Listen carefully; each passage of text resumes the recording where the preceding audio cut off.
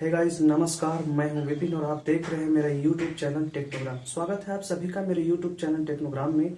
आज के इस छोटे से वीडियो सेशन में मैं बताने वाला हूं एचवीएसी के बारे में। तो चलिए चलते हैं, वीडियो को स्टार्ट करते हैं। एचवीएसी का फुल फॉर्म होता है heating, ventilation and air conditioning. तो किसी भी इनक्लोज स्पेस या किसी क्लोज एरिया में हम कूलिंग के लिए एचवीएसी का इस्तेमाल करते हैं। जैसे हम इंडोर में घरों में कूलिंग के लिए हमने स्प्लिट एसी और विंडो एसी का इस्तेमाल करते हैं। लेकिन लार्ज स्केल पे जब हम बड़े बिल्डिंगों को कूल करना हो, बड़े बिल्डिंग को ठंडा करना हो, उसके टेम्परेचर को मेंटेन करना हो, तो उसके लिए हमारा जो स्प्लिट एसी और विंडो एसी है ये काफ़ी लेंदी हो जाता है और इसकी मेंटेनेंस कॉस्ट भी ज़्यादा जाती है। तो ऐसे में हम एक सेंट्रलाइज एसी का ही इस्तेमाल करते हैं, जिसे हम एचवीएसी कहते हैं, heating, ventilation and air conditioning कहते हैं। और उसके जरिए हम एक सेंट्रल यूनिट को रखते हैं और उसी से हम पूरे बिल्डिंग को चिल करते हैं, पूरे बिल्डिंग के टेम्परेचर को मेंटेन करते हैं। यह है चिलर प्लांट। इस चिलर प्लांट में कंप्रेसर, कंडेंसर और इवेपोरेटर है। एचवीएसी सिस्टम में 4 साइकिल होते हैं। पहला होता है हमारा रेफ्रिजरेशन साइकिल, दूसरा होता है कंडेंसर साइकिल, तीसरा होता है चिल्ड वाटर साइकिल और चौथा होता है एयर साइकिल।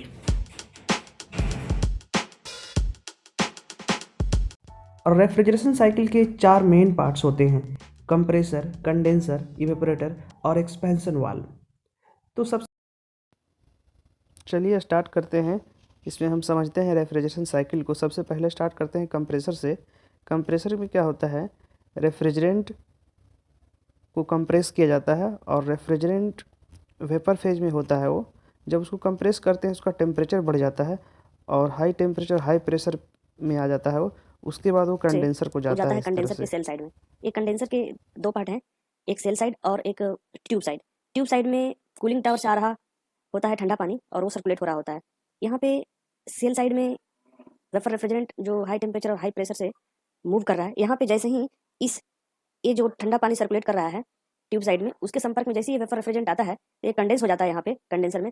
इसलिए यहाँ इसे कंडेंसर भी कहते हैं। यहाँ पे जैसे वेपर रेफ्रिजरेंट कंडेंस होता है तो कंडेंस होने के बाद इसका टेम्परेचर लो हो जाता है और प्रेशर भी लो हो जाता है। फिर लो टेम्परेचर, लो प्रेशर का रेफ्रिजरेंट एक्सपेंशन वाल्व से होते हुए यहाँ पे इवेपोरेटर के ट्यूब साइड में आता है।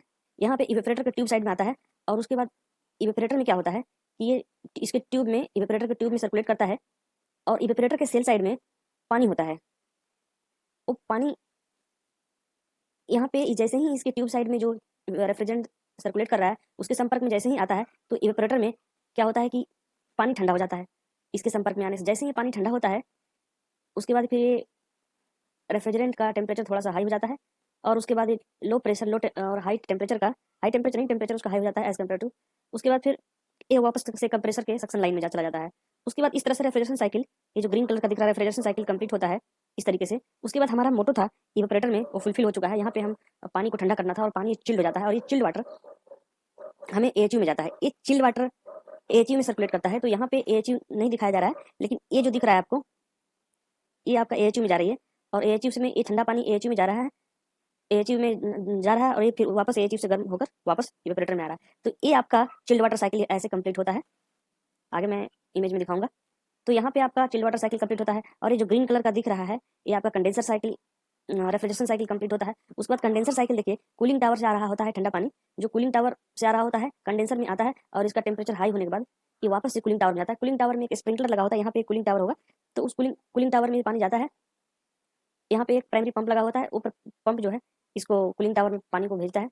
यहाँ से कंडेंसर से होते हुए वापस कूलिंग टावर में चला जाता है और कूलिंग टावर में जाने के बाद स्प्रिंकलर, बहुत सारे स्प्रिंकलर लगे होते हैं, उस स्प्रिंकलर में जाता है। स्प्रिंकल होकर के हवा के कांटेक्ट में आकर वो पानी कूलिंग टावर में ठंडा होता है और ठंडा होने के बाद वापस पुनः कंडेंसर में। इस तरह से एक कंडेंसर साइकिल कंप्लीट होता है। यहाँ पे रेफ्रिजरेशन साइकिल को आपने देखा और चिल्ड वाटर साइकिल को देखा और यहाँ पे कंडेंसर साइकिल। तो ये 3 साइकिल आपको टोटल यहाँ पे दिख गए। उसके बाद मैं आगे बताऊंगा एयर साइकिल, जो उसके लिए अलग इमेज का इस्तेमाल हम यूज करने वाले हैं। तो यहाँ पे मेनली था रेफ्रिजरेशन साइकिल। हमारा रेफ्रिजरेशन साइकिल कैसे कंप्लीट हो रहा है, हमारा पानी जो है ठंडा कैसे हो रहा है। पानी हमारा हमारा इवेपोरेटर में ठंडा हो रहा है, तो हमने देखा कि इवेपोरेटर में पानी को कैसे ठंडा कर रहे हैं, कंप्रेसर, कंडेंसर और इवेपोरेटर की मदद से। रेफ्रिजरेशन साइकिल के मेन पार्ट यही थे, कंडेंसर, कंप्रेसर, इवेपोरेटर और एक्सपेंशन वाल्व, जो मेन वर्किंग था इसका को ऐड किया गया है। तो चलिए समझते हैं कंडेंसर साइकिल हमारा कैसे काम करता है। तो कंडेंसर साइकिल में हमारा कूलिंग टावर से ठंडा पानी आ रहा होता है और इसके ट्यूब साइड में, कंडेंसर के ट्यूब साइड में, यहाँ पे ये अंदर ये जो ये कंडेंसर है, इसके अंदर इसके अंदर दो चीज़ें हैं, एक तो ट्यूब साइड है और इसका सेल साइड है। सेल साइड में ये आपका रेफ्रिजरेंट मूव कर रहा है, रन कर रहा है, और एक सेल साइड में, ये ट्यूब साइड में ठंडा पानी है। ट्यूब साइड में इसका ठंडा पानी रन कर रहा है। तो ये देखिए यहाँ पे ट्यूब दिखाया नहीं गया है, लेकिन इसके अंदर ट्यूब है, बहुत सारे छोटे छोटे पतले पतले पाइप हैं जो कॉपर के होते हैं, और इससे आउट हो रहा है। तो ये ट्यूब साइड में सर्कुलेट कर रहा है पानी, ठंडा पानी, और इधर गर्म होकर ये वापस कूलिंग टावर में जा रहा है। यहाँ कूलिंग टावर में ऊपर स्प्रिंकलर लगे हुए हैं, छोटे छोटे बहुत सारे स्प्रिंकलर लगे हुए हैं। जब ये पानी को स्प्रिंकल करते हैं तो एक बड़ा सा फैन भी लगा होता है, और ये फैन जब पानी पे हवा प्रेस करता है, हवा आता है, तो साइड से जाली, दोनों साइड, चारों साइड से जाली लगी होती है, तो ये हवा के संपर्क में पानी आता है और यहाँ ठंडा हो जाता है पानी, और ठंडा होने के बाद वापस पानी ये कंडेंसर में आता है। तो इस तरह से कंडेंसर साइकिल हमारा कंप्लीट होता है। जो ब्लू कलर का दिख रहा है, ये कंडेंसर साइकिल हमारा ऐसे से कंप्लीट होता है। इस तरह से इसमें कंडेंसर वाटर इसको बोलते हैं, और ये इस तरह से कंप्लीट होता है हमारा।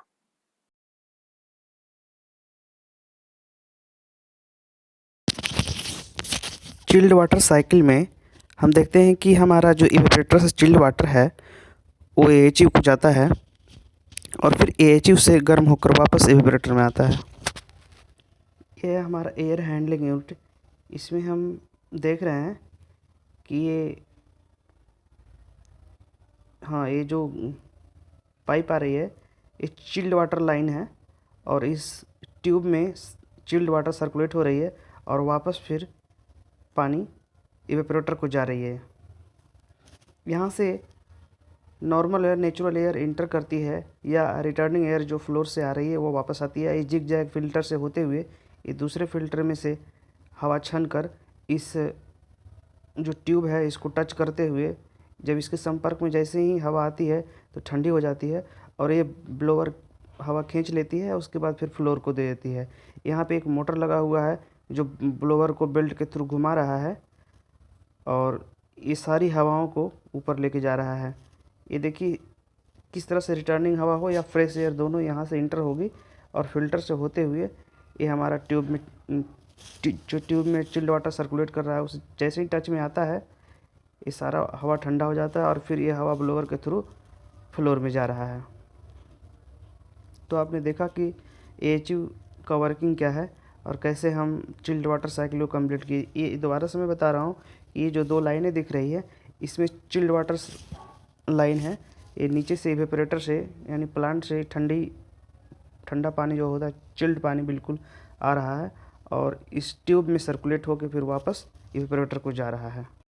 यदि मेरे आप चैनल पे नए हैं तो चैनल को सब्सक्राइब करें, वीडियो को लाइक करें एंड शेयर करें। यदि कोई क्वेरी हो आपकी तो कमेंट सेक्शन में ज़रूर लिखें। नेक्स्ट वीडियो में मैं HVAC के बारे में डिटेल्स में लाऊंगा। Thank you so much.